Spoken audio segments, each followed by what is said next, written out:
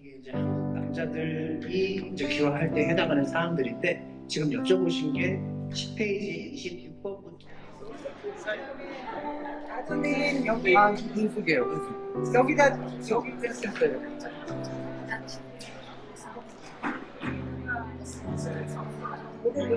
네네.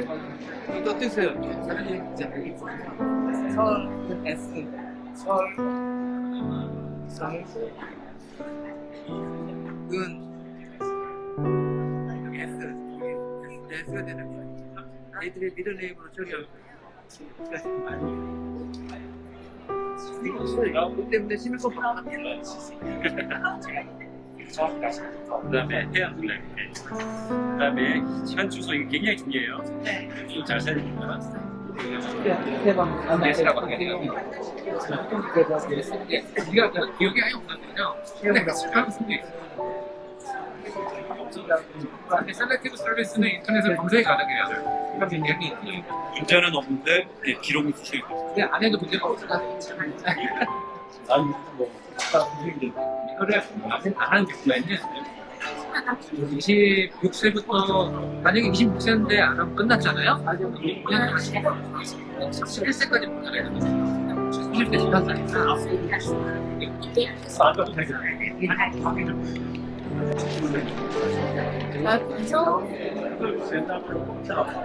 메일링 어드레스가 똑같으니까 똑같으면 여기 안 써도 되는데 써도 돼요. 이게 다른 사람 이름을 지게 되어 있습니다. 상관없어요. 아니요.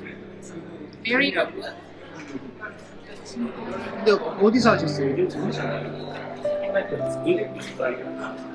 이거 원본 인터뷰 안 가지고 이거 인터뷰 안 가지고 싶으면 시간만 가지고 이거 추가적으로 가지고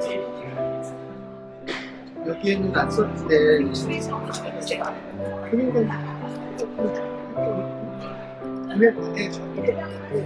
그냥 보내는 게 편해요.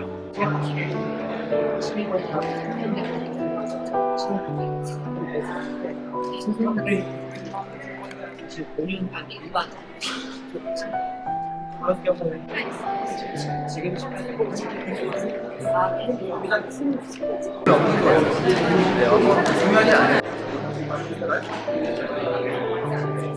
지금 우리 컬렉에서는 오늘 이 자리를 위해서 뒤에서 여러분들이 오늘 이 자리를 마련하기 위해서 변호사님들뿐만 아니라 시민참여센터의 스태프들 정말 수고 많이 했어요. 우리 박수 한번 할까요? 고맙습니다. 모처럼 여러분들에게 삶의 새로운 지도를 갖게 되는, 걸어갈 지도를 갖게 되는 소중한 시간들이 되길 바라고, 또 상담부터 신청 접수의 절차까지 모두 다 원 패키지로 한꺼번에 해결해주는, 저도 처음 들어봤는데 특별한 날이니까 모처럼 여러분들에게 좋은 시간 되기를 바랍니다. 유권자 등록을 한 사람과 안 한 사람 중에 누구를 신경 쓰겠습니까? 당연히 한 사람들을 신경 쓰는 겁니다. 이 사람도 우리가 돈으로 하는 게 아니라 우리의 표로서 자기의 정치인이 되는 것이기 때문에 동네 정치인들한테는 유권자 등록하고 투표를 제일 많이 한 분이 가장 중요한 고객입니다. 그래서 그 점 때문에 많은 분들이 잘 몰라요. 잘 모르는데 실제 의원 사무실이 작동하는 그런 여러분들이 투표를 얼마나 많이 했는가에 달려 있습니다. 그래서 투표 뭐 해도 되고 안 해도 되고 뭐 투표가 밥 먹여주냐 뭐 그렇게 이야기하지만 개인적으로 나에게 미치는 영향이 그런 것들이 있다는 것을 염두에 두셔야 됩니다. 그래서 꼭 시민권 받으면 투표를 하셔야 됩니다. 유권자 등록하고 투표를 하셔야 됩니다.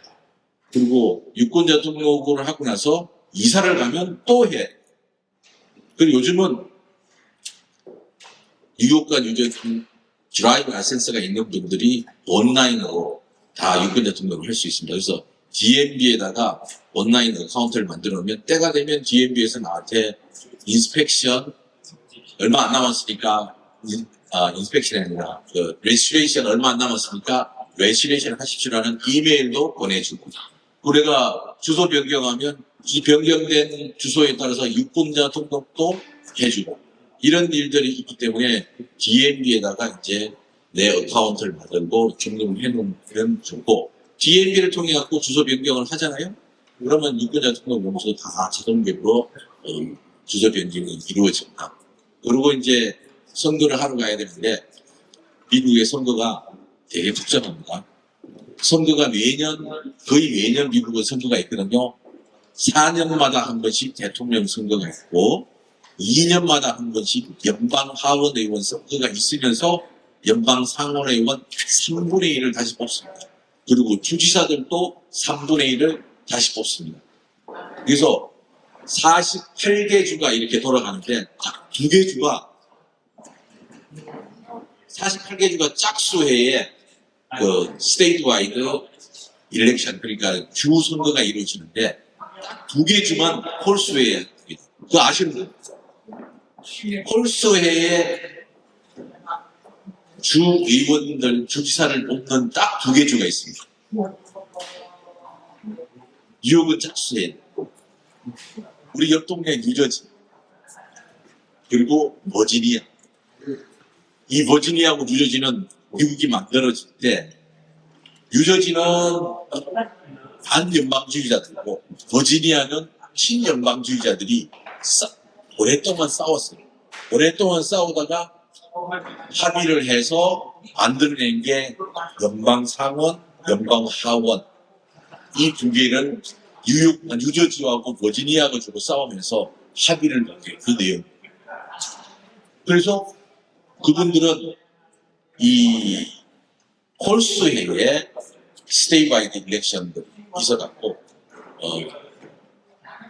이 48개 주하고 다른 선거 사이클이 돌아가는.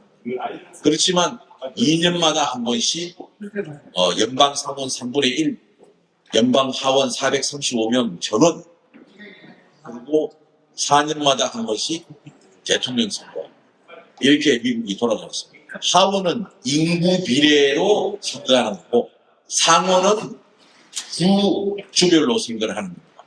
그래서 왜 알래스카나 이런 주는요, 연방 상원은 2명인데 연방 하원은 1명.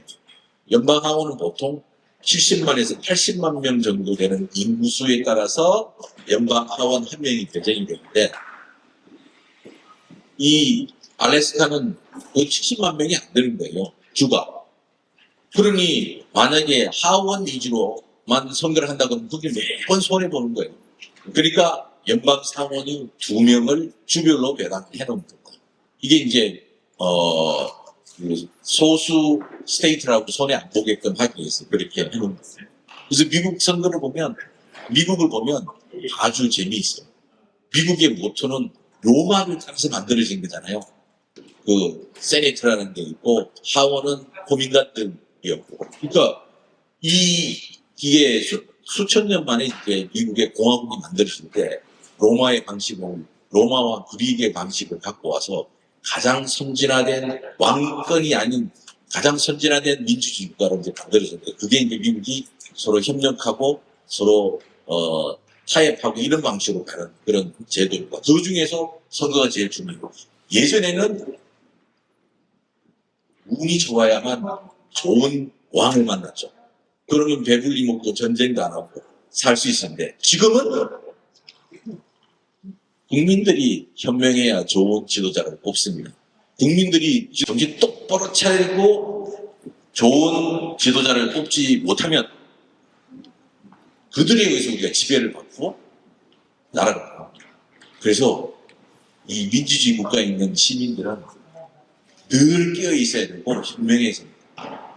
그러게 아니면 내가 무관심해지잖아요. 그러면 정치인들은 자기 거라고 생각합니다. 그리고 선거로서 끝나야 되는데 선거를 못하게 만들거나 선거를 안 하게 됩니다. 이런 독재 국가로 진행한 국가들이, 동구 유럽이 소비에트가 무너지고 난 다음에 전부 다 민주주의 한다고 선거하고 그랬죠. 지금은 다 거꾸로 갔습니다. 왜냐? 국민들이 그만큼 준비가 되어 있지 않다 보니까 처음에는 민주주의 한다고 선거한다고 했는데, 뭐 선거한다고 민주주의 한다고 해서 맨날 싸우고 뭘 난리 없어지잖아요.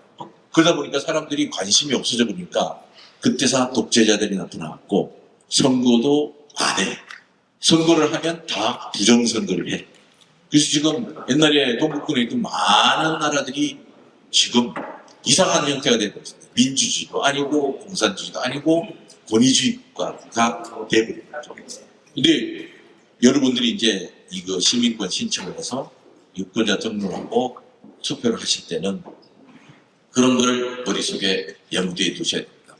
그래서 오랫동안 한 정당이 지배하면 반드시 부패하게 됩니다.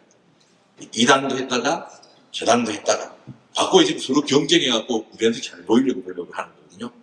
우리한테 잘 보이려고 하는 거는 정치를 깨끗하고 잘하려고 하는 거죠. 그래서 오늘 시민권 신청해갖고 지금은 한 4개월 전에 시민권 나옵니다. 별 문제가 없으면 그 시민권 나오면 바로 유권자 등록하셔갖고 하고 투표하셔야 됩니다. 그래 이 미국의 미래를 여러분 손으로 만들어가는 거거든요. 그래서 저희들이 변호사님들이 10번 나오셨거든요. 이 토요일 날 본인의 일도 있을 거고, 근데 그 변호사님들이 하루 인건비만 해도 얼마입니까? 10분이 나와서 저희 스태프 10명이 다 동원됐죠. 이거 하느라고 많은 분들이 후원해서 광고도 했죠. 이 돈으로 따지면 엄청난 돈들이 여기 들어온 겁니다. 근데 왜? 우리 한인들이 소수계이니까 한 명이라도 유권자를 더 만들어야 되겠다는 생각 때문에 저희들이 이 프로젝트를 하게 된 겁니다. 물론 이 이외에도 여러분들이 법률적인 문제가 있으면 저기 보면 무료 법률 상담 및 교육 있죠. 그리고 영문, 공문서 설명 안내. 이 미국의 영어와 시스템을 모르니까 이상한 다큐멘트 받으면 스트레스부터 먼저 받아요. 이 미국에 사는 게 힘든 거예요. 그래서 그거 모르면 저희들한테 사진 찍어서 텍스트로 저기 번호로 해서 보내주시면 저 앞에 접수하는 우리 황장인 변호사님 보고 이거는 최영수 변호사님 보고 이거는 저기 박 변호사님한테 보내고 해갖고 여러분들에게 알려드립니다. 이 우리가 사는데 스트레스가 없어야 되죠. 스트레스가 없어야지만 우리 커뮤니티도 발전하니까 그런 의미에서 오늘 이 자리를 마련을 했습니다. 그러니까 혹시 안 되더라도 나중에 시민권 신청 끝나고 뭐 잘 안 되더라도 저희들은 전화 주시면 어떻게 진행되는지 도와드릴 겁니다. 그래서 그런 부분 걱정하지 마시고 제가 여기 와서 말씀드리려고 했던 건 점심시간에 여기 가면 김밥 있고 안에 가면 맛있는 것들 많이 있습니다. 이게 다 먹자 골목이니까. 그래서 저희들이 프로신 제일 위해서 하게 됩니다. 여러분들이 가서 밥도 막 편하게 드실 거 아니에요. 좀 피자도 마시는 것도 그렇습니다. 그래서 처음 드실 것들이 많이 있습니다. 그래서 저희들이 준비를 했습니다. 저희들은 시민참여센터고 96년도에 만들어져서 지금까지 유권자 등록, 투표 참여, 그 다음에 이제 법률 교육 이런 방식으로 우리 한인 커뮤니티에 꼭 필요한 부분들을 하기 위해서 노력을 해오고 있습니다. 감사합니다.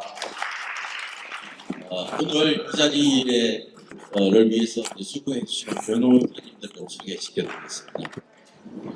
우리 박지현 변호사님, 우리 박지현 변호사님 오늘 소개해 주시겠습니다.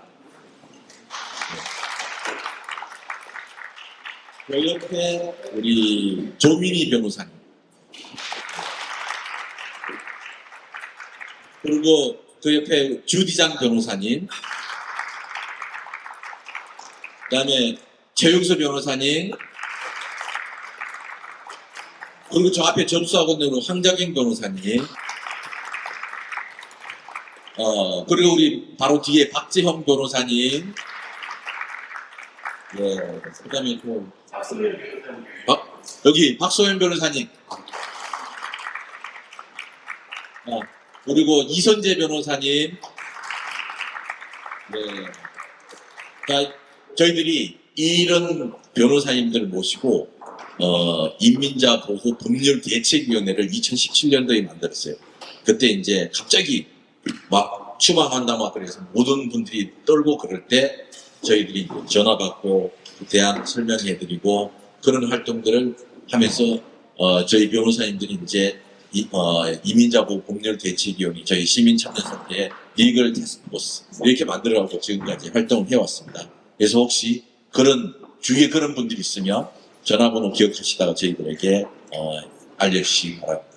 자, 그러면 오늘 이 행사를 또 스폰서해준 분이 있습니다. 우리 프로싱 20지역구의 샌드라 황 시의원님입니다. 박수로 부탁드리겠습니다.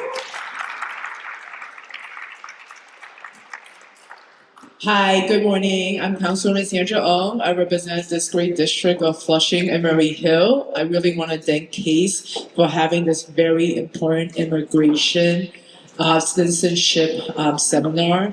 I think we all know immigration laws right now are changing very quickly, every day, really. So it's so important, these questions, very honestly. And I know this is like a great bunch of panel immigration attorneys that I know will be very helpful in this process. And really very good luck in this process. I know it can seem difficult and maybe challenging at times, but you have a lot of people in the community that will help you through this. And also feel free at any time. You have any questions and concerns, feel free to reach out to my office. I do have someone in my office that speaks Korean. She's not here today, but I do have someone who speaks Korean in my office. So feel free to reach out. Thank you.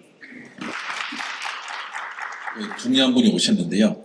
이분이 나오기 전에 뉴욕시티에는 에이시안 정치인이 한 분도 없었습니다. 근데 그때까지 에이시안들은 뉴욕 스테이트나 뉴욕시티에서 카운트가 안 되었는데 이분이 시의원이 되면서 에이시안들을 카운트하기 시작했습니다. 그리고 감사원장을 했고 지금은 주상원의원을 하고 있고 이분을 시작으로 그야말로 첫것처럼 이 커뮤니티를 뚫고 들어가고 거기에 많은 에이시안 정치인들이 나오게끔 한 최초의 이 뉴욕주 뉴욕시의 정치인 잔누 상원의원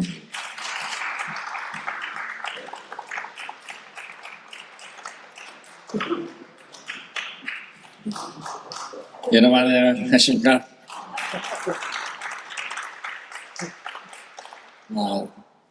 I'm not very important here. The lawyers here are the most important. Everybody wants to pursue the American dream and eventually become a citizen. I think it's amazing that CASE, through their legal services, is providing this very special opportunity for all of you to fill out your own form and then have the lawyers look at it. And so I congratulate you for pursuing this.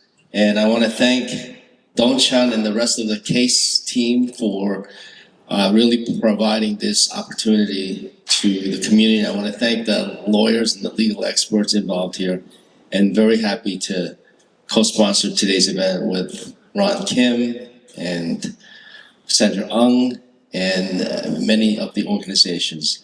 Congratulations. Thank you very much. 감사합니다.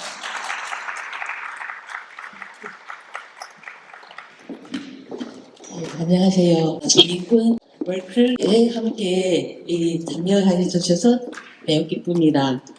시민권 신청 절차와 준비 과정에 대하여 오늘 이 자리에 모두 오신 분들이 제대를 많은 거 있죠. 아시고 그리고 우리 시민 시민권 시민권 신청과 그 정도에 대해서 많이 우리가 지지해 주시고 또 오늘 와서 우리가 이 첫 발짝을 디디기를 바랍니다. 감사합니다. 네, 우리 시민참여센터의 시민권 지원 프로그램에 오신 걸 보입니다. 저희가 아까 대표님 말씀하셨듯이 변호사님들이 한 15분 계세요. 그래서 변호사님들이 생각보다는 되게 일을 하시고 집에 가서 그냥 있는 분들 많습니다만은 아마 우리 커뮤니티에서 봉사하시는 많은 변호사님들이 거의 다 저희 센터에 와 계신 것 같아요. 그래서 오늘 저희 변호사님들을 대표해서 함께 해주시면 너무 감사드리고요. 여기 계신 분들이 되게 정말 20-30년씩 하신 분들입니다. 베테랑들이고 커뮤니티에 대한 따뜻한 마음이 계신 분들이 많아요. 그래서 오늘 하실 때 혹시 모르시면 저희가 손을 들면 저희가 바로 가서 작성하는 도와드릴 거고 마치고 나서도 1대1로 다시 한번 리뷰해 드릴 겁니다. 그래서 마음 좀 편안하게 하시고 물어보시면 좋을 것 같고요. 마치고도 저희가 시민참여센터 한라인을 통해 가지고 계속 지원을 해드리도록 하겠습니다. 우리 이민의 대가 뉴저지에서 오신 우리 같은 공동회장 주디장 변호사님 소개하겠습니다. 안녕하세요. 시민권이라는 것은 우리한테 새로운 신분이기도 하고 또 새로운 가능성을 열어주기도 한다고 생각합니다. 오늘 여러분들 사실 여러분들도 저희만큼 또 다들 바쁘신 분들인데 귀한 시간 내셔서 오셨으니까 의미 있는 시간 될 수 있도록 저희도 잘 섬기도록 하겠습니다. 감사합니다. 네, 안녕하십니까. 커네디컷 학내 회장 윤근수입니다. 이렇게 저희가 커네디컷이 이제 큰 행사를 많이 못하다 보니까 이제 뉴욕에서 하는 행사들이 참 부러운 것이 많습니다. 그 중에 하나가 이 시민센터에서 하는 이런 프로그램인데요. 제가 이제 배우러고 왔고 그리고 또 이제 이런 행사가 커네디컷에서도 했으면 좋겠다 하는 차원에서 이제 방문 했습니다. 이렇게 좋은 프로그램을 해주셔서 감사하고요. 특별히 이제 많은 변호사님들이 이렇게 와서 봉사해 주시는데 너무나 감사드립니다. 감사합니다. 오늘 첫 세션은 그레이스 박 변호사님께서 나오셔서 먼저 시민권 신청의 자격과 주의할 점들, 그리고 시민권 인터뷰에도 관심 많으시잖아요. 그런 거 관련해서 이제 안내해 주실 거고, 그 다음은 박재영 변호사님 나오실 건데요. 일단 세션 1을 이끌어주시는 그레이스 박 변호사님은 뉴욕 뉴저지 주의 변호사님이시고요. 그레이스 박 로펌의 대표 변호사님이시자 저희 시민참여센터의 법률 태스크포스의 위원이시기도 합니다. 그럼 박수로 모시겠습니다. 일단 시민권을 신청하기 위해서는 자격 요건 중에 기본적으로 18세 이상이 되셔야 됩니다. 다들 굉장히 어려 보이셔서 18세가 혹시나 넘지 않으신 분은 일단 나이가 넘으신 다음에 신청하실 수 있다고 생각하시면 되고요. 그 외에는 일반적으로 5년 이상 영주권을 가지고 계시거나 3개월 후면 5년 이상 영주권을 가지신 분들이 일반적으로 신청하실 수 있고요. 영주권을 결혼을 통해서 받은 경우는 영주권을 받으신 지 3년 이상이 되셨거나 3개월 후면 3년 이상이 되시는 분들이 신청하실 수가 있습니다. 그 외에 해외에 여행을 가셔서 혹은 해외에 거주하신 기간이 1년이 넘으시거나 내에서 있어야 하는 기간에 대한 또 요건이 있습니다. 그거는 그 다음 슬라이드로 해서 설명드리도록 하겠습니다. 30개월은 미국 내에 거주하셔야지 일단 자격이 되시는 거고요. 그 다음에 한번 해외 나가셨다가 예를 들어서 6개월 이상 1년 미만이 되실 경우는 문제가 될 수가 있습니다. 만약에 그 사이에 그러니까 2021년 4월 25일부터 오늘까지 한 번에 나가셔서 1년이 넘으시게 계셨던 분들은 일단은 시민권 신청할 수 있는 자격이 되시지 않습니다. 그리고 영어 및 시민권 시험에 대해서 공부하셔야 되고요. 그거는 이제 이따 뒤에 더 설명드리도록 하겠습니다. 다음 슬라이드로 넘어갈게요. 자, 3년 규정입니다. 영주권을 결혼을 통해서 받으신 경우는 3년 안에 시민권을 신청하실 수 있습니다. 예외적이죠. 혹은 3개월 후에 3년이 되시는 분들은 하실 수 있습니다. 그런데 결혼을 통해서 받으신 경우 일반적인 것보다 일찍 시민권을 신청하신 대신에 반드시 아직도 혼인이 유지되셔야 되고요. 같이 동거를 하실 경우에만 3년 안에 신청하실 수 있습니다. 마찬가지로 3년 사이에 반은 2023년 4월 25일부터 오늘날로 생각한다면 반은 미국 내에 거주하셔야 되고요. 그러니까 18개월은 미국 내에 거주하셔야 되고 아까 설명드린 것과 마찬가지로 한 번에 나가셨을 때 6개월 이상 나가시면 문제가 될 수 있으니 그 부분은 2부 순서의 어플리케이션 작성하실 때 변호사님께 말씀하셔야 되고 마찬가지로 1년 이상 나가 계신 경우는 들어오신 후 2년 플러스 원데이 이후에 신청하실 수 있으니까 지금은 신청하실 수 없습니다. 다음 슬라이드로 넘어가겠습니다. 영어 시험 면제에 대해서 말씀드리겠습니다. 자, 영어 시험을 안 보시고 한국말로 시험을 보실 수 있는 분들이 있으세요. 그 자격 요건은 일단 나이가 50세 이상 55세 미만인 경우에는 영주권을 갖고 계신 게 20년 이상일 경우 한국말로 시험을 보실 수가 있습니다. 그리고 나이가 55세 이상 그리고 영주권을 15년 이상 가지고 계실 경우에도 한국말로 시험을 보실 수 있습니다. 즉 영어 시험이 면제가 되죠. 근데 요거를 조금 잘 생각하셔야 되는 게 저희가 시민권을 신청하고 나서 인터뷰까지 갈 때는 대략 최근에 뉴욕 같은 경우는 3개월에서 4개월 정도 걸립니다. 그래서 신청하실 당시에는 영주권을 가신 지 20년은 안 되셨고 50세 이상이신 분이 인터뷰 갈 때쯤 되면 그 날짜가 채워지겠구나 해서 신청을 하시고 한국말로 준비하셔서 가시는 분들이 있으세요. 그런데 그렇게 되면 시민권 시험 때 영어 시험 면제가 아닙니다. 그러니까 내가 신청하는 이 시점에 반드시 저 규정이 저 조건이 충족이 돼야지만 내가 한국말로 시험을 볼 수 있다고 이해하시면 돼요. 간혹 저한테 상담 오신 손님 중에 이민국에 갔는데 자기는 인터뷰 때 영어로 시험을 본다고 준비를 했는데 이민관이 아니야 너 한국말로 봐도 돼 라고 해서 한국말로 봤다가 며칠 후 다시 편지를 받으셔서 실수했다 다시 시험 보러 와라 라고 하는 분들도 있으세요. 그러니까 이 조건은 명확하게 내가 신청하는 시점에 자격이 맞으셔야지만 된다고 보실 수 있습니다. 그 외에 나이가 65세 이상이고 영주권을 갖고 계신 지 20년 이상이신 분들은 시민권 문제 중에 일반적으로 저희가 공부해야 되는 시민권 문제가 128문제거든요. 그 중에서 문제지에 별표라고 표시되어 있는 20문제가 있으세요. 그래서 그 20문제만 공부하시면 됩니다. 그리고 통역을 통해서 하는데 과거에 시민권 보신 분들이 이렇게 말씀하실 수 있어요. 통역관 다 이민국에서 대준다. 그렇지 않습니다. 작년 9월부터는 통역관을 직접 데리고 가셔야 됩니다. 그러니까 내가 시민권을 신청하면서 한국말로 볼 수 있으신 분들도 본인이 통역관을 같이 통역관을 시민참여센터에서 연결이 가능하다고 하니까 시민관 참여센터에다 연락하셔서 통역관을 구비하셔서 같이 가셔야 됩니다. 자, 시민권 시험에 대해서 말씀드릴게요. 일단은 128문제를 공부하셔야 됩니다. 128문제 중에서 12문제를 맞으셔야지 시민권 시빅 테스트에 통과하실 수 있습니다. 내가 한국말로 시험을 보니까 이 시험이 면제되는 건 아닙니다. 한국말로 이 128문제를 공부하시고 가셔서 12문제를 맞으셔야지만 통과하실 수 있습니다. 다음으로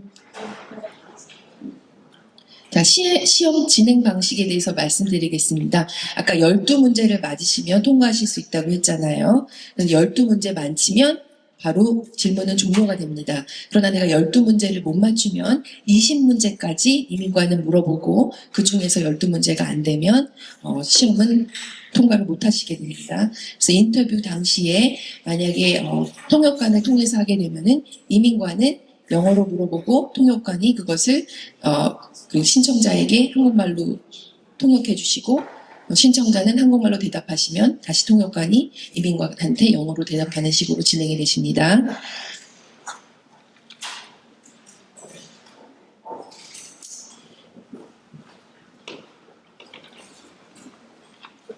준부의 서류에 대해서 설명드리겠습니다. 일단 미리 공지가 나가셔서 아시겠지만 영주권 있으셔야 되고요. 여권, 그 다음에 스테이트 아이디 있어야 됩니다. 여권 같은 경우는 해외에 여행 안 가셨거나 혹은 여권이 만료되시고 안 사용하신 분들도 있으세요. 오랫동안. 그런 분들은 없으신 분은 없다고 하셔서 자격 요건이 안 되는 건 아닙니다. 자, 출입국 기록에 대한 내용이 필요한데요. 아까 말씀드린 것처럼 내가 영주권을 갖고 계시고 그렇다 하더라도 해외에 나가셨던 기간이 얼마나 있는지를 확인하고 어플리케이션에 작성하기 때문에 그 내용에 대한 정보가 있어야 되고요. 여권을 사용하셨으면 거기에 출입국 기록이 있습니다. 도장이 찍혀 있는 부분, 그 부분이 있으시면 그걸 보고 정확하게 작성하시는 게 맞습니다. 그 다음에 아까 간단하게 말씀드렸는데 6개월 이상 해외에 체류하셨어요. 그리고 1년은 미만이시지만 그런 분의 경우는 내가 6개월 이상 나가 있었지만 미국에 거주할 의사를 포기하지 않았다라고 하는 서류가 추가적으로 필요합니다.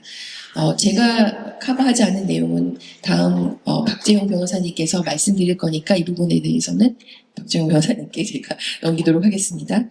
그 다음에 이제 세금 서류가 중요한데요. 세금 서류 신청하신 거는 우리가 신청할 당시에 카피로 보낼 수도 있고요. 그렇지 않으면 인터뷰 때 가지고 가셔도 됩니다.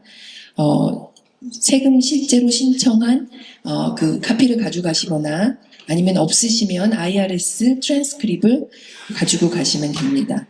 미납 씨 이제 납부 계획이 그 인스톨먼트 플랜을 하시는 경우가 있거든요.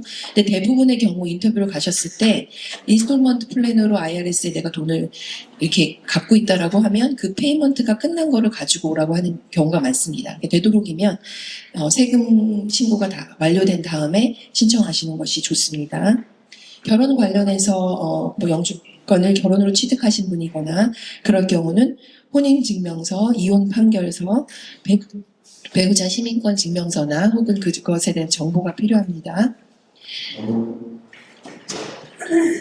범죄 및 병역에 대한 것에 대해서 안내드리면은요, 영주권을 받고 계시다가 혹은 그 전이라도 경찰에 체포되셨거나 혹은 법원에서 재판을 하시거나 이제 판사를 보시는 경우가 있어요.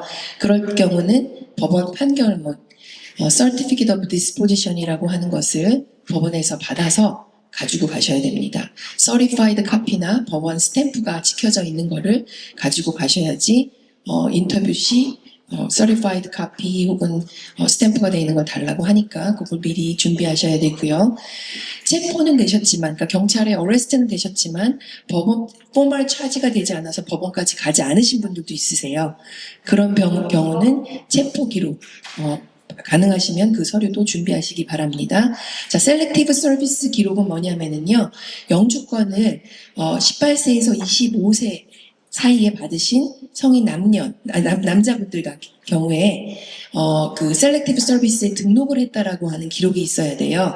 그 sss.gov으로 들어가시면 자기 이름이랑 소셜번호, 생년월일을 타입하시면 기록이 레지스터 했는지 안 했는지 내용이 나오니까 그것도 프린트해서 준비하시면 좋겠습니다. 주요 이슈 아까 말씀드린 것처럼 해외 체류가 6개월 이상 되셨고 1년 미만이시더라도 그거 관련된 서류가 필요할 수 있으니 변호사님과 상담하실 때 말씀해 주시고요. 아까 말씀드린 것처럼 1년 이상 해외에 체류하신 경우에는 시민권 신청 자격이 되지 않기 때문에 들어오신 날로부터 4년하고 하루 혹은 2년하고 하루를 기다리셨다 신청하셔야 되고요. 리엔트리 퍼밋이라고 해서 해외에 1년 이상 나가 계시면서 내가 영주권 스테러스를 잊어버리지 않는 그런 퍼밋을 받아가지고 계시는 분들도 영주권 신분은 유지됐지만 시민권 신청할 때 아까 말하는 거주 그 목적 그 리퀘어먼트는 충족할 수 없기 때문에 시민권 자격은 안 되십니다.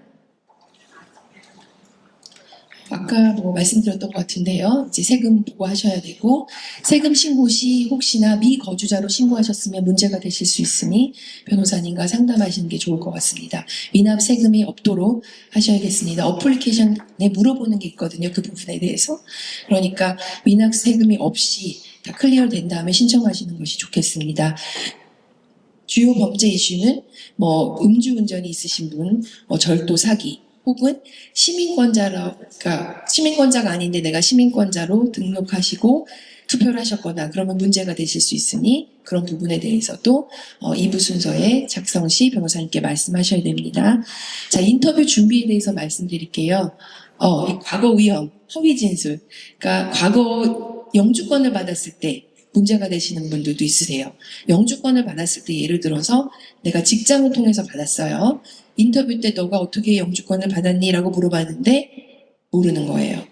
그리고 영주권 심사, 그 서류에는 내가 뭐 2년 동안 예를 들어서 alteration, 세탁소에서 무슨 일을 했다라고 해서 경력증명서가 들어갔어요. 그런데 시민권 때 그것에 대해서 물었는데 나 경력 하나도 없고 그거 몰라. 이러면 영주권 받을 때부터 문제가 되잖아요. 그러니까 내가 영주권을 어떻게 받았는지 반드시 아셔야 되고 어떤 서류가 들어갔는지도 알고 계셔야 됩니다. 그래서 불일치한 기록이 나왔을 때 심하게는 그 내용으로 인하여 영주권 기각소송까지 가는 경우를 제가 봤거든요. 그러니까 그런 부분 준비 조심하셔야 되고요. 기타 유의사항은 아까 말씀드린 것처럼 그 병역 등록하셨는지, 이혼하시면서 양육비를 지불하기로 했는데 미지급이 돼서 뭐 그런 기록이 있다든지 그런 문제 되시니까 그런 부분 신경 쓰셔야 되겠습니다. 그 다음에 인터뷰 주의사항. 자, 어플리케이션의 내용을 인터뷰관이, 그 이민관이 물어봅니다. 그러니까 영어 시험이든 영어 면제 시험이 되든 어플리케이션에 들어가 있는 내용을 알고 계셔야 돼요. 정확하게 숙지하셔야 됩니다. 그러니까 어플리케이션과 일관된 진술을 하셔야 되는데 시민권 때 어플리케이션과 다른 진술을 하시면서 질문에 이루어지면 문제가 되실 수 있으니까 내가 들어가는 어플리케이션의 내용을 정확히 숙지하시는 것, 그리고 영어 시험을 영어로 보셔야 되시는 분들, 말하기, 듣기, 쓰기. 일단 어플리케이션을 영어로 보시는 경우는 어플리케이션의 내용을 영어로 물어봅니다. 그리고 이 사람이 얼마나 이해를 했는지, 어떻게 답변을 하는지도 영어 시험의 일환이라고 생각하실 수 있습니다. 그리고 그 외에 어떤 자기가 불러주는 거를 써라. 그리고 자기가 주는 거를 읽어봐라. 라고 하는 게 영어 시험이니까 준비하셔야 되고, 그 다음에 영어 시험이 면제되시다 하더라도 그 시빅 테스트, 그 미국의 역사와 사회에 대한 시험을 보실 수 있으니까 128문제 준비하셔야 되고요. 일관적으로 준비하시도록 하겠습니다. 질문이요? 질문은 나중에 할까요? 지금 하셔도 된다고 봅니다. 65세 이상 그리고 26개 중에 10개를 한번 먹어서 만약에 영어를 일단 65세 이상 되시고 20년 동안 영주권을 갖고 계시는 분들은 20문제를 공부하시는데요. 그 정확하게 답변을 맞게 하시는 건 6개만 하시면 됩니다. 그래서 우리가 그러니까 영어로 시험을 보고 싶지, 영어 시험은 면제가 되지만 그 시험은 내가 또 영어로 보겠다, 그렇게는 안 되세요. 선택하셔야 됩니다. 네. 그러니까 우리가 이제 영어 시험이 면제신데 영어 시험 면제로 가다가 이민관이 어떤 영어로 질문을 했는데 내가 이해를 했어요. 그럼 내가 영어로 대답하잖아요. 그럼 이민관이 아니 통역관을 통해서 말을 해. 이렇게 합니다. 네. 네. 범죄 기록에서 스피드 티켓을 스피드 티켓이라고 하더라도 일단은 무조건 뭐 사이테이션 같은 걸 받으셨다 하더라도 작성을 하셔야 하기 때문에 받으셔서 변호사님한테 보여주시고 이게 내가 생각하는 스피드 티켓인지 아니면 더 문제가 됐는지 알아야 되니까 정해져 있습니다. 일단은 사실은 시민권을 신청하는 데는 5년, 만약에 조건이라고 하면 5년간의 도덕성을 보는 게 맞습니다. 그러나 이민관이 재량권을 통해서 그 바깥에 있는 것도 사실은 볼 수가 있거든요. 그 5년 사이에 뭐가 작은 게 있으면 그 전에 것도 보고 전체적인 상황을 봐서 이 사람이 도덕성이 좋은 사람인지 시민권을 받을 수 있는 사람인지를 보기 때문에 아무리 오래가 됐다 하더라도, 그리고 사이테이션이나 뭐 이런 작은 일이라도 작성을 하고 그 서류를 보여주는 것이 더 안전합니다. 왜냐하면 미스레프레젠테이션이나 네가 이거 어플리케이션에 거짓말을 했다라는 것을 문제 삼을 수 있기 때문에. 자, 그러면 네, 박주영 변호사님이 이제 나오셔서 질문을. 네네. 신성인이 영어가 가능해도 통역인이 공개해야 됩니다. 영어로 시험을 보시고 싶으시면? 아니, 그렇지는 않습니다. 네. 그냥 나는 영어로 보고 싶으신 거잖아요. 내가 자격은 되지만. 대신에 영어로 시험을 보시고, 그러니까 어플리케이션을 영어로 커버하시고, 쓰기, 듣기, 말하기 하시는 거 다 통과하시고, 그리고 시빅 테스트도 영어로 보시고. 여기 어떻게 할까요? 다 가져가요? 네, 2개만 그럼 받고 다음으로 넘어가도록 할게요. 영주권 그 서류가 좀 필요하다고 그랬는데 영주권 신청할 때 그 자격이라든지 그것만 어떤 그 준비를 하면 되는지 아니면 모든 서류를 다 한번 준비하고 가야 되나요? 일반적으로는 이제 시민권 인터뷰 갔을 때 물어보는 게 어떻게 영주권을 획득하셨습니까? 라고 물어봐요. 근데 이제 거기에 대해서 정확하게 알고 계셔야죠. 아까 말하는 것처럼 뭐 2년 동안 어디서 경력을 일했다고 영주권이 들어왔는데 그런 게 없다라고 그러면 이제 문제가 되실 수 있잖아요. 근데 오래전에 받으신 분이 가장 좋은 건 뭐 다 들어갔던 서류를 보는 게 좋겠지만 실제적으로 그게 불가능하다라고 하면 내가 어떻게 영주권을 받았고 어떤 서류를 근거로 받았는지는 기본적으로는 알고 계셔야죠. 그래야지 그게 미스 레프레젠테이션이 아니니까 영주권을 받으셨을 때. 네. 네, 감사합니다. 저는 65세가 넘었고요. 86년도에 일반 사람들의 영주권을 받았습니다. 네. 그런데 제가 그때 그 자격 요건에 맞추지 못했는데 헌법으로 신청을 해서 일반 사면을 받았거든요. 영주권을 받았는데 지금 저 같은 경우에 시민권을 신청할 수가 있을까요? 안 그러면 이게 우리가 레코드가 되고 있으니까 일단 개인적으로 있다가 그런 부분에 대해서 말씀하시는 게 더 좋을 것 같네요. 네, 안녕하세요. 박재홍 변호사라고 합니다. 예, 일단은 제가 변호사로서 가장 중요하게 생각하는 건 뭐냐면요. 저한테 오시는 분은 모두 다 시민권이 돼야 돼요. 100%. 그죠? 그런데 만일의 경우에 제가 봤을 때 이분은 시민권을 신청 안 하는 게 좋을 것 같다. 그럼 제가 말씀을 드려야 돼요. 거기서 제가 걸러드려야지 나중에 문제가 안 되거든요. 그런데 가끔씩 본인들께서 혼자 가서 신청하시고 문제가 터져서 오시는 분들이 계세요. 그래서 제가 예를 몇 가지 드릴게요. 예전에 이제 아시겠지만 미성년자 결혼하지 않아야지만 영주권이 나올 수 있는 분들이 계세요. 어른이 돼서 결혼해버리게 되면 영주권을 못 받으신 분들이 계시거든요. 부모님이 초청해 주셨을 때요. 그래서 이 부부가 한국에서 결혼식을 하셨어요. 옛날에. 그죠? 그래서 결혼식을 하셨는데 혼인신고를 안 하신 거예요. 그죠? 그래서 20, 30년 후에 이제 시민권을 신청하러 가셨는데 인터뷰 중에 이 여자분께서 날짜를 헷갈리신 거예요. 본인이 결혼하신 날짜가 결혼식 한 날짜가 혼인신고로 한 날짜가 헷갈리신 거예요. 그래서 인터뷰에 가서 내가 결혼한 날짜가 그게 아니었고 우리 결혼식 한 날짜랑 말씀하는 바람에 이분들이 그게 거짓말로 한 게 돼가지고 이렇게 되면 추방재판까지 회부가 될 수가 있어요. 그죠? 또 한 가지는 뭐냐면은 어떤 분이 교회에서 영주권을 해주셨거든요. 근데 교회에서 영주권 해주니까 뭐 변호사가 다 했겠죠. 그런데 교회에서 서류가 들어갔을 때는 패스터 그렇게 들어간 거예요. 그리고 과거 경력 같은 것도 다 이렇게 만들어서 넣으신 거예요. 근데 이제 3, 40년이 흘러서 이제 시민권을 신청하러 가셨는데 이분이 엉뚱한 답을 하신 거예요. 자기는 한글 학교 코리안 스쿨 티처였다. 그런데 시민권 신청할 때는 모든 파일이 다 따라오거든요. 그러니까 시민권 신청할 때 이렇게 소리가 있어요. 그러면 그거를 시민권 오피서가 다 리뷰를 하거든요. 그래서 이분이 그게 거짓말이라고 틀통이 나서 지금 추방재판을 회부가 되셨어요. 근데 이분이 문제가 뭐냐면요. 이분을 통해서 아들, 딸, 와이프 다 영주권을 받게 된 거라고요. 근데 이분이 잘못되면은 그분들은 다 문제가 될 수가 있어요. 그죠?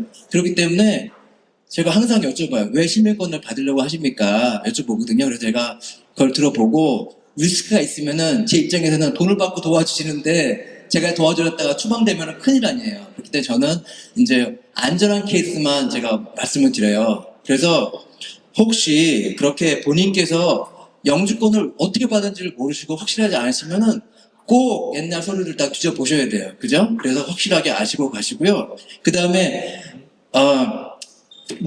취업도 마찬가지예요. 본인이 어떤 취업 해두셨는데 어떤 잡으로 신청한지도 모르시고 잡 디스크립션도 모르고 무슨 경력이 어떻게 들어간지도 모르고 그러시게 되면 문제가 심각하기 때문에 꼭 그런 거를 확인하시고 시민권을 신청하셔야 돼요. 그래서 가끔씩 혼자서 이렇게 시민권을 챗 GPT 보시고 하시는 분들 계시는데 항상 그런 것들은 유의하시고 신청하시는 게 좋으세요. 그렇지 않으면은 가만히 뒀으면 아무 문제가 없을 것을 시민권을 신청하는 바람에 일이 생기는 경우가 많거든요. 이렇게 항상 조심하시면 되고요. 그 다음에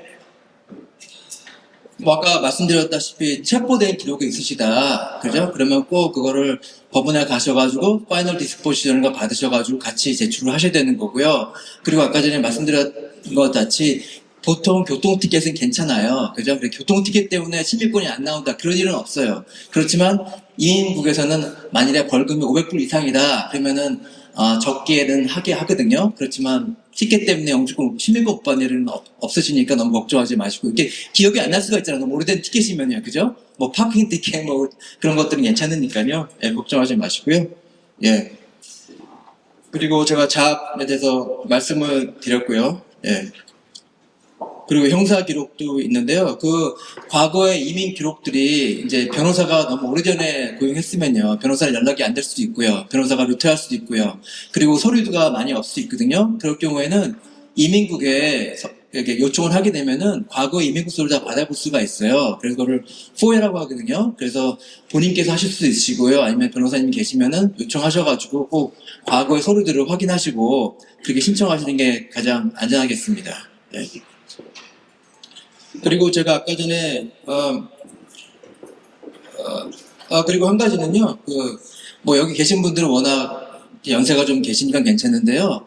어떤 경우에는 아까 전에 말씀하신 것처럼 결혼을 하게 되면 조건부 영주권을 주는 경우가 있어요. 2년짜리 조건부 영주권을 주는데 어떤 오피서가 그 실수를 해가지고 10년짜리 영주권을 준 적이 있어요. 그러면 그런 분들이 그거를 갖고 시민권을 신청하게 되면은 그 실수가 발견돼가지고 그 조건부 영주권을 10년으로 바꿔라 그렇게 하는 경우도 있어요. 그러니까 이민국에서 이렇게 실수를 하기 때문에 뭐 조건부 영주권을 받으셨다든지 뭐 다른 특별히 또 망명 같은 것도 신청하시는 분들 계시거든요. 제가 또 케이스 하나는 어떤 분이 망명을 신청하시는데 그게 이제 시민권 신청할 때 그 망명에 대한 걸 다시 한번 리뷰할 수가 있어요. 그죠? 그리고 그 망명을 신청한 사람들이 과거에 불법으로 했다가 걸린 사람들이 꽤 있거든요. 브로커들이. 그래서 그런 것도 사실은 자기가 신청했을 때 좀 서류들 좀 꾸며서 좀 걱정이 되신다. 그러면 꼭 그런 것도 확인하시고 신청하시는 게 좋으세요.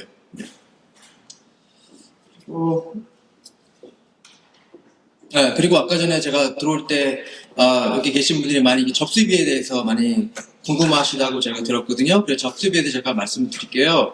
그래서 일반적으로 접수하실 때 760불을 내시고요. 그리고 온라인으로 하실 때 이제 710불을 내세요. 근데 요즘에 이민국에서 이제 체크를 안 받거든요. 모두 다 카드로 내시거나 아니면은 은행 이체로 이렇게 저희가 접수를 하게 돼요. 그게 폼이 G1450이라는 거고 G1650이라는 폼이거든요. 그래서 그걸 작성하셔가지고요. 이제 서류를 같이 제출하시면 되는데요. 혹시 접수비를 좀 면제받고 싶으시다 그러신 분은 이제 I-912라는 폼을 작성하셔가지고 저희가 보내게 돼요. 그래서 그 승인의 조건은 뭐냐면은 연방 빈곤선의 150% 이하가 이제 그거를 이제 적용이 되시는 분인데 그 액수가 제가 찾아보니까요. 예. 2인 가족당 31,725불이어야 돼요. 2인 가족당 31,725불. 그러니까 그 밑이 돼야지만 이제 접수비를 면제받을 수 있으세요. 접수비가 760불이고요. 그래서 신청하실 때 만약에 이 연방 이그zem션을 받기 위해서는 접수증을 모든 패키지를 갖다가 온라인으로 할 수는 없고요. 페이퍼로 보내셔야 돼요. 보내셔가지고 만약에 억셉트가 되면은 안 되셔도 되는데 만약에 디나이가 되면은 서류가 다 다시 돌아올 거예요.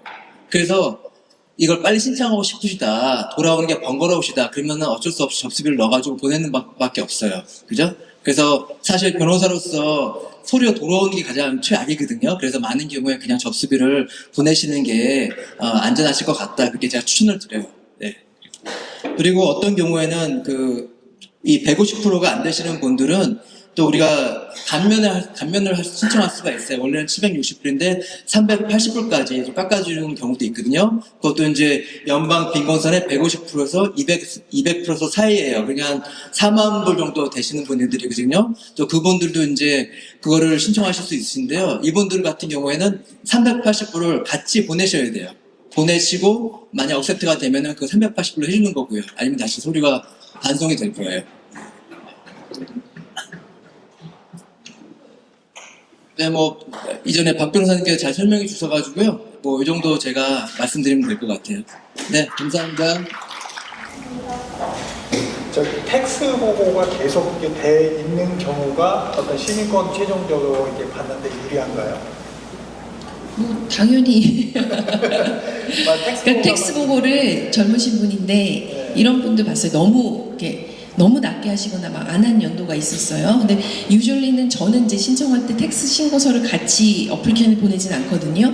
그냥 인터뷰 때 가지고 가셔서 요청하면은 주시라고 해요. 근데 그분 같은 경우는 이민관이 이렇게 소액금을 조금 내고 네가 이걸 어떻게 살았느냐 그거를 소명하라고 하는 요청을 했었어요. 그래서 기본적으로 뭐 은퇴하셔서 또 뭐 부모님한테 자녀들한테 뭐 돈을 받으시는 분들도 있고 그러시는 분들은 괜찮으지만 조금 그런 부분도 생각하셔서 세금을 내가 뭐 계속 너무 안 했다. 전반적으로 봤을 때 굿 모럴 캐릭터를 보는 거거든요. 이 사람이 도덕성이 좋은지 안 좋은지 근데 세금 보고 안 하고 뭐 여러 가지 그런 거를 고려할 수 있는 재량권 안에 들어갈 수 있으니까 조금이라도 하신 게 당연히 나한테 해가 되진 않겠죠.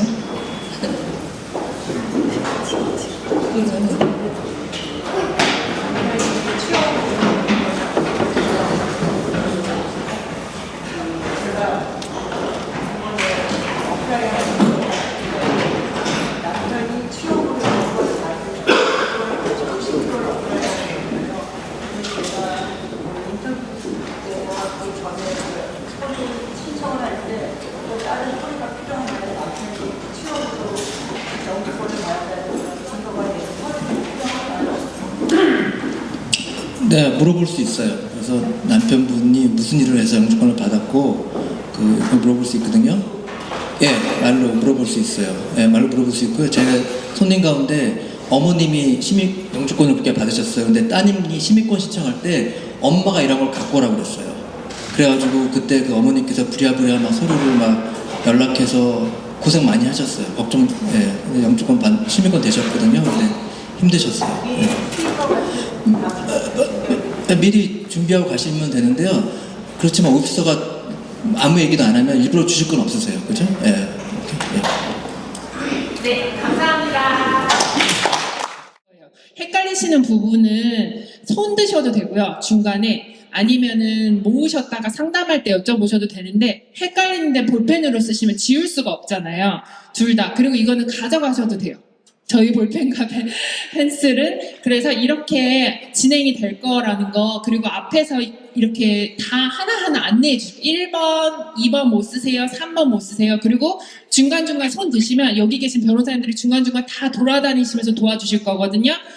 저희가 자리가 부족할 수 있습니다. 그래서 시민권자 신청하시는 분 외에 혹시 그냥 옆에 따라오신 분들은 혹시 부족하면 자리를 양보해 주셔야 될 수도 있어요. 네, 그 부분만 안내 드리겠습니다. 왜냐면 주소 잘못하고 시민권자하고 아까 다시 27번 뜯어주고 이거로 기원을 신청하시는 분이 계신가요? 한 계시니까 그러면 저는 나머지분께서 일반적인 보면 기원을 하시는 걸로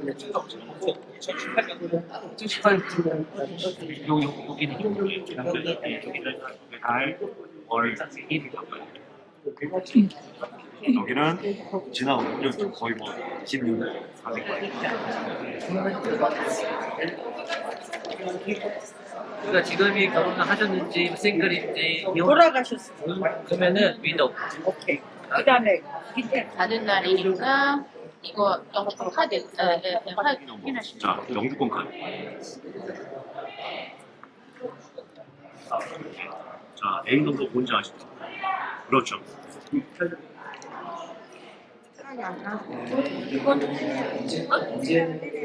근데 지금 요거 남발을 배우자권이 나가서 돈이 있어.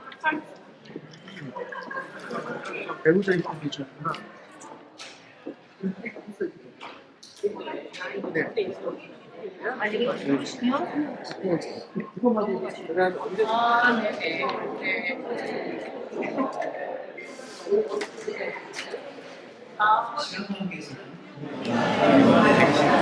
오전에 사업을 보듯이 신청 자격증에 지난 5년간의 반 이상을 신청해서 살았다는 게 필요해요. 기재를 하는 게 지금 막 여권을 뒤져보면서 날짜를 확인을 하고 하시기에 시간이 촉박할 수도 있으니까 이런 부분을 어떻게 기재를 해야 되는 건지 정도라도 파악을 하시고 다 하실 수 있으면 좋고요.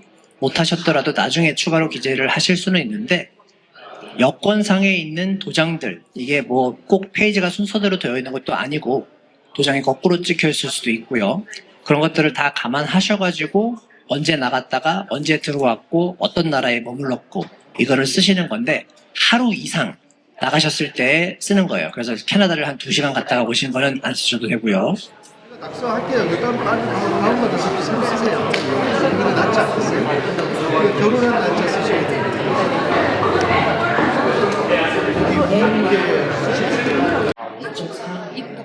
네. 훨씬 날짜를 주고 한국에서 찍어 주긴 하는데 미국이 들어올 때안 찍어줘. 나갈 때는 안 찍었어. 한국도 안 찍었는데 미국도 안 찍었는데 23년 내로 올라오신 거예요. 글쎄요. 투표를 할 수 있는 권리. 처음에 이제 저희가 이걸 안내를 할 때 시민이 된 다음에 가질 수 있는 권리 중에 투표권이 있다고 안내를 해드렸는데 그게 정말 중요한 시민의 권리거든요. 그래서 저희가 이걸 도와드리는 거고요. 좀 빠른 가족이 인상 관련은 그런 거예요. 이제 원래는 1년이거든요. 요즘에는 많이 시간을 그래요. 그리고 그 뒤에 이제 추가 설명을 적을 텐데요. 우선 예스를 하시고요. 군대 뭐 남자 여자분도 죄송합니다. 군대에 갈 수 있으니까 군대 갔다 오셨으면 예스 하는 거예요. 이제 10번을 갈 때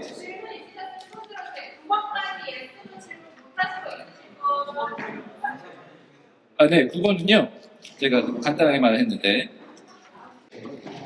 사람들을 구금된 장소에 강제적으로 구금을 하는 장소에서 일을 하거나 아니면 자원봉사를 하거나 거기서 복무를 한 적이 있느냐에 대한 질문입니다. 강제적인 구금입니다. 자, 이제 9번까지 다 체크를 다 하셨으면 제가 10번부터 또 안내를 해드릴게요. 10번도 문항들은 이제 조금 yes, no가 마찬가지인데 10번 같은 경우에는 타인에 대해서 무기를 사용하거나 무기를 사용하겠다고 위협하는 단체, 부대, 조직이 있는지 여쭤보는 거예요. 그리고 17번 2, 누군가가 불법으로 미립국을 하려고 한 거를 도와줬는지. 그 다음에 17번 F 같은 경우에는 불법 도박을 했거나 그렇게 소득이 있은 적이 있는지. 그리고 17번 G는 부양가족을 부양하지 않았거나. 이거는 이제 영주권을 받으신 지 몇 년 되셨습니까? 36년째입니다. 아, 36년째요? 네. 예. 근데 왜 그동안 시민권 신청을 안 하셨어요? 그동안 바쁘기도 했고 제가 어떻게 하는지 신청 방법도 잘 몰랐고요.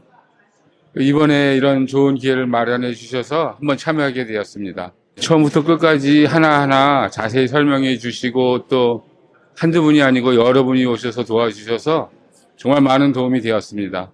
저는 개인적으로 당연히 필요하다고 생각합니다. 아주 좋은 프로그램이라고 생각합니다. 저처럼 오랫동안 이렇게 알지 못해서 30여 년 동안 신청도 못했었는데, 네, 저희가 고국을 떠나서 남의 나라에서 이렇게 이민 생활을 하고 있는데 저희들의 권리를 찾기 위해서라도 투표권이라든가 여러 가지 권리를 찾기 위해서도 시민권을 신청하는 건 참 중요하다고 생각합니다.